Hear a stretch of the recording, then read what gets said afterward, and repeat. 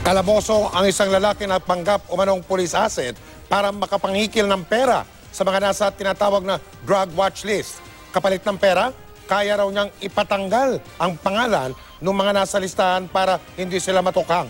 Yan ang tinutukan ni Ian Cruz. Eksklusibo! Makikita sa videong ito na bigay ng mga pulis sa GMA News ang kuha sa suspect na kinilalang si Christian Pio alias Daga. Sa video, kasama raw ni Daga ang kasabwat na si Jason at isang residente sa lugar na pinapaandaran daw ni Daga. Pakilala ni Daga, police asset siya at kaya raw niyang ipatanggal ang pangalan ng residente sa drug list para di na maoplan tukhang. At ang kapalit, 10,000 piso. Nagdown ng biktima ng 1,000 at nangakong ibabalik ang balanse. Pero lumapit na ito sa CIDG at ipina-entrap si Daga. Ikinasa kaninang umaga ng Anti-Organized Crime Division ang entrapment. Sa larawang kuha ng mga operatiba ng CIDG, makikita si Daga kasama ang biktima sa isang convenience store. Hawak na raw ni Daga ang 10,000 piso ng biktima.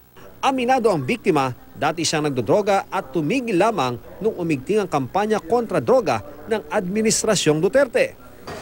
Ay, natakot ako. Tsaka, yung buhay yan eh. Parang, saka may mga incidents kasi na, di ba, yung mga ibang mistaken identity nga, yung iba, napapatay. Tsaka, natakot talaga. Dahil siya, hindi ko man siya kilala, pero, sa amin eh, parang notorious siya na yung palaging kasama yung mga, yung nakabonet, gano'n parang. Itinanggi naman ni Daga ang paratang. Sila po nag-offer ng arreglo. Sila po nag-offer. Na ano? Na magbibigay daw po sila. Basta tulungan ko daw po sila na ilapit doon. Hinahanap din ng CIDG ang kasama ni Daga na si Jason. Babalik din ang otoridad sa kanilang lugar sa Caloocan para alamin ang ulat na may iba pang biktima roon si Daga na sasampahan ng reklamong robbery extortion. Paalala ng CIDG.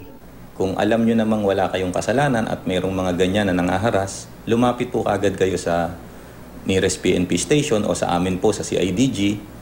And also kung alam nyo naman na subject po kayo talaga sa drug watch, sumuko na lang po. Voluntarily magpunta kayo sa station para po hindi kayo nagiging biktima o hindi kayo pineperahan ng mga ganitong klaseng tao. Ang video na hawak ng pulisya ay gagamiting ebidensya laban kay Daga. Ian Cruz, sa Katutok, 24 Oras.